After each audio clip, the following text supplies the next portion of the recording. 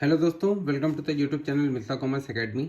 आज की क्लास में हम लोग कॉस्ट एंड मैनेजमेंट अकाउंटिंग जो कि बीकॉम पार्ट 3 का सब्जेक्ट है, इसके बारे में डिस्कस करेंगे कि 2021 में कैसा क्वेश्चन पेपर आया था।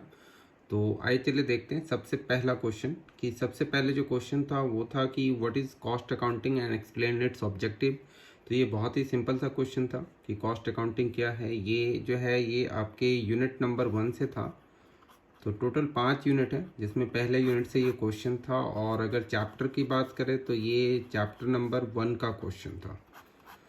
और इसमें आपको लिखना क्या था कि कॉस्ट क्या होते हैं, एलिमेंट्स ऑफ कॉस्ट क्या होते हैं, ठीक है, कॉस्ट और फाइनेंशियल मैनेजमेंट में क्या अंतर है, ये भी थोड़ा सा आप लिख सकते थे। इसके अलावा ऑब्जेक्टिव्स जो हैं, जैसे कि कॉस्ट अकाउंटिंग का क्या ऑब्जेक्टिव होता है, तो कॉस्ट अकाउंटिंग का ऑब्जेक्टिव होता है कॉस्ट का पता लगाना, उसके बाद सेलिंग प्राइस इससे पता लग जाता है। तो इन सभी चीज़ों को यहाँ पे हम लोगों को लिखना था। जो अगला क्वेश्चन है वो है कॉस्ट शीट का क्वेश्चन था। ये कॉस्ट शीट जो है वो आपका यूनिट नंबर 2 में है। टोटल 5 यूनिट है, तो यूनिट नंबर 2 में ये क्वेश्चन है, यानी कि यूनिट नंबर 2 से ये क्वेश्चन आया था। और अगर चैप्टर की बात करें तो आपके बुक में ये चैप्टर नंबर 4 होगा।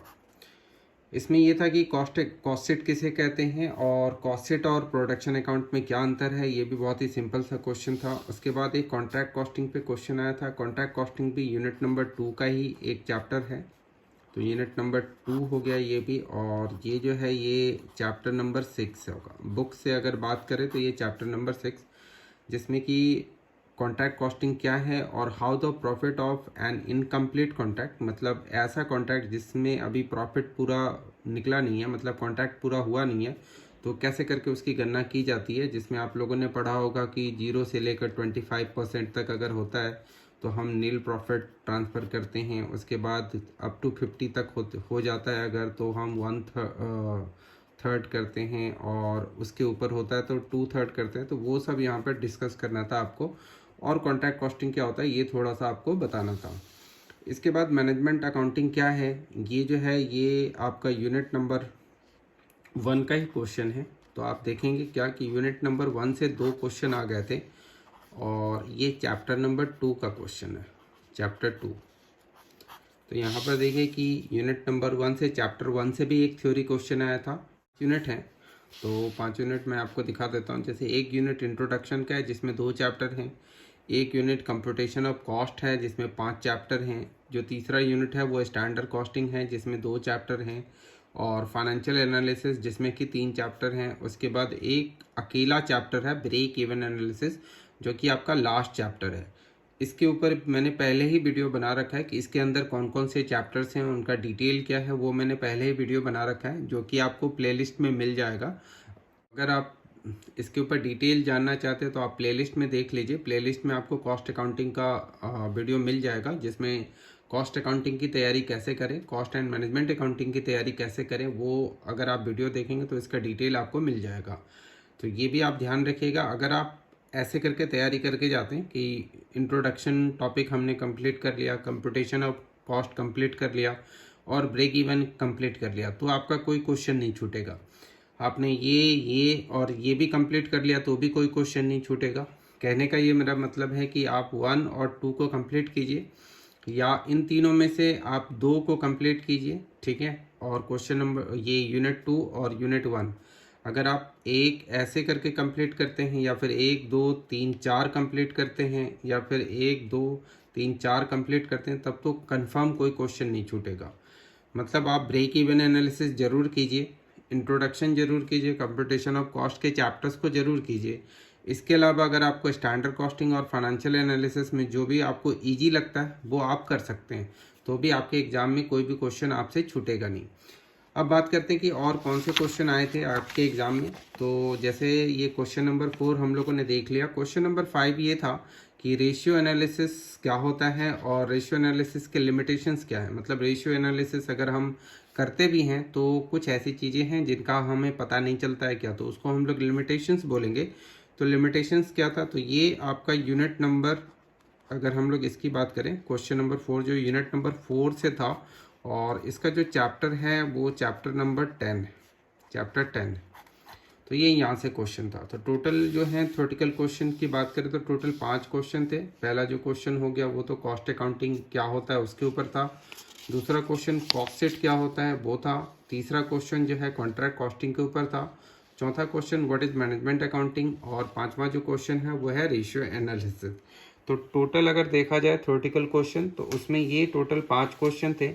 इसके अलावा एक और भी थ्योरेटिकल क्वेश्चन था जो क्वेश्चन शॉर्ट नोट्स के ऊपर था।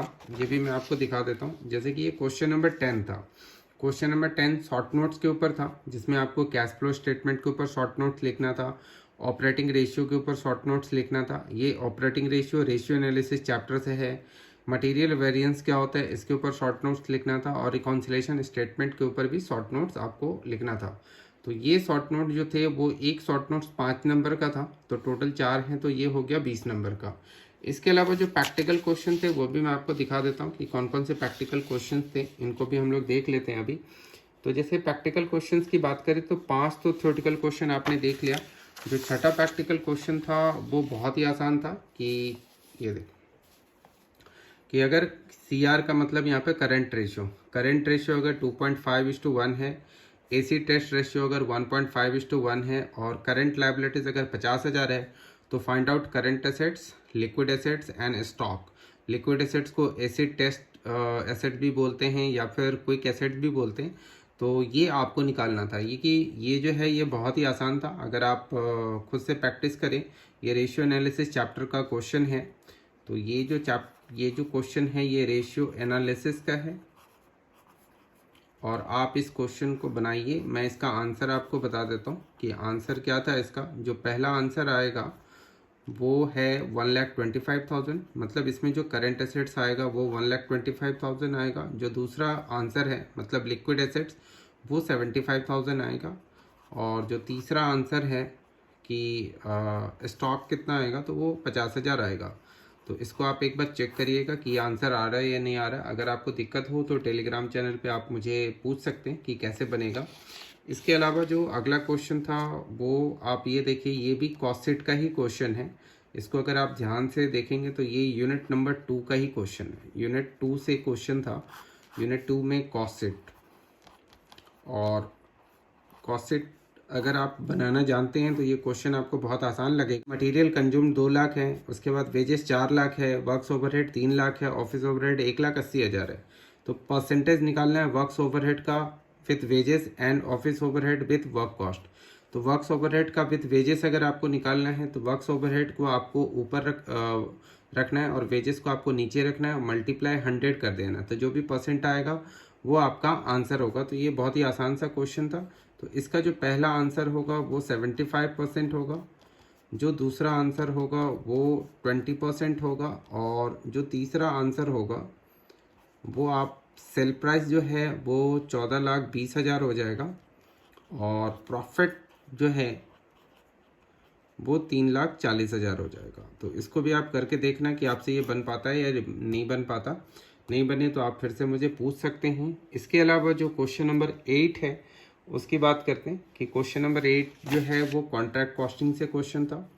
तो कॉन्ट्रैक्ट कॉस्टिंग भी यूनिट नंबर 2 का ही पार्ट है, चैप्टर नंबर 6 है वहाँ पर। तो ये यूनिट 2 है, और इसका जो चैप्टर है वो 6 है। ये थोड़ा सा बड़ा क्वेश्चन था लेकिन क्वेश्चन आसान है।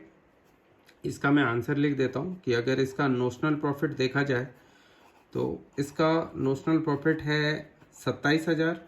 आप इसको बनाइए, और अगर ट्रांसफ़र करेंगे ट्रांसफ़र टू पीएल तो ट्रांसफ़र टू पीएल हो जाएगा 14,400। वो कैश फ्लो स्टेटमेंट का था जो कि बहुत ही आसान था। इसमें हम लोगों को cash flow from operating activities निकालना था, इन्वेस्टिंग, फाइनेंसिंग और ये सब वगैरह नहीं निकालना था। तो बहुत ही आसान क्वेश्चन था। इन दोनों का डिफरेंस ले लेते तो नेट प्रॉफिट आ जाता। फिर ये जनरल रिजर्व का डिफरेंस उसमें ऐड करना था। गुडविल यहाँ पर राइट ऑफ हो रही है तो लेस करना था। प्रिलिमिनरी एक्सपेंसेस राइट ऑफ हो रही है, लेस करना था। एक्यूमुलेटेड डेप्रिसिएशन यहाँ पे बढ़ रहा है तो उसको ऐड करना था। फिर जो आंसर आता अगर पॉजिटिव आता तो यहाँ पर आपको लिखना था net cash from operating activities, और अगर नेगेटिव आता तो आपको लिखना था net cash used in operating activities. तो ये भी क्वेश्चन बहुत ही आसान सा क्वेश्चन था। और अगर आपको ये चैप्टर नहीं आता तो आप इसका वीडियो देख सकते हैं। मैंने वीडियो जो है वो डाला हुआ है, तो और अगर आपको वीडियो ना मिले तो आप टेलीग्राम चैनल पे लिंक मांग सकते हैं, वहाँ पर आपको वीडियो मिल जाएगा। तो ये थे टोटल क्वेश्चंस, और जो 10th क्वेश्चन था वो शॉर्ट नोट्स था, वो मैंने पहले ही आपको दिखाया। तो कुल मिलाकर ऐसा था आपका कॉस्ट एंड मैनेजमेंट अकाउंटिंग का क्वेश्चन पेपर। तो मैं फिर से आपको एक बार बता देता हूँ कि आपका जो तैयारी होना चाहिए वो किस तरीके से होना चाहिए, कि आपको इन पे फोकस करना है। कि ये देखिए कि ये टोटल 5 यूनिट हैं। जैसे इंट्रोडक्शन का एक है जिसमें 2 चैप्टर हैं, कंप्यूटेशन ऑफ कॉस्ट है जिसमें 5 चैप्टर हैं, स्टैंडर्ड कॉस्टिंग है जिसमें 2 चैप्टर हैं, फाइनेंशियल एनालिसिस है जिसमें 3 चैप्टर हैं, और ब्रेक इवन एनालिसिस है तो जिसमें एक ही चैप्टर। तो इस चैप्टर को आप जरूर कीजिए, ब्रेक इवन एनालिसिस को। और इंट्रोडक्शन चैप्टर से थ्योरी जरूर कीजिए, यहाँ से आपको थ्योरी ही मिलेगा। और यहाँ से ये जो कंप्यूटेशन ऑफ कॉस्ट है, यहाँ से आप 2 चैप्टर जरूर कीजिए, एक तो कॉस्ट शीट और एक कॉन्ट्रैक्ट कॉस्ट कॉस्टिंग, ये 2 चैप्टर आप जरूर कीजिए। इसके अलावा फाइनेंशियल एनालिसिस से आप एक चैप्टर रेशियो एनालिसिस और आप एक चैप्टर कैश फ्लो। तो कैश फ्लो स्टेटमेंट, ये इतने चैप्टर अगर देखा जाए, अगर आप करते हैं तो इस बार का एग्ज़ाम भी आपके लिए बहुत ही अच्छा होगा। थ्योरेटिकली ज़्यादा आपको यहीं से करना है, और प्रैक्टिकल क्वेश्चन जैसे 1, 2 हो गया, 3 हो गया, 4 होगा, और एक क्वेश्चन इस बार यहाँ से ज़रूर आएगा। तो कुल मिलाकर अगर आप कॉस्ट अकाउंटिंग की तैयारी इस तरीके से करके जाते हैं, ये चैप्टर मैं इसलिए आपको नहीं सजेस्ट कर रहा क्योंकि ये चैप्टर थोड़ा सा लॉजिकल है, आपसे गलती हो जाती है इस चैप्टर में। तो अगर आपको ये चैप्टर अच्छे से समझ में आता है तो करके जाइए, कोई दिक्कत नहीं है। और नहीं, अगर आप इसको नहीं छोड़ना चाहते हैं लेकिन ये चैप्टर आपको उतना समझ में नहीं आ रहा है, तो आप इसका थ्योरेटिकल क्वेश्चन करके जाइए, तो फिर आपका एग्ज़ाम में कोई भी क्वेश्चन छूटेगा नहीं। और भी अगर कोई आपको राय लेना हो या कुछ ऐसी चीज़ जो समझ में नहीं आ रहा है, तो आप मुझसे कांटेक्ट कर सकते हैं टेलीग्राम चैनल पे, और वहाँ पे आप मुझसे कोई भी क्वेश्चन पूछ सकते हैं। तो आज की इस वीडियो में हम लोग इतना ही करते हैं, फिर नेक्स्ट क्लास में कुछ और भी सीखेंगे। आज के लिए इतना ही। Thanks for watching the video. We will continue in next class. Thank you so much. Good bye.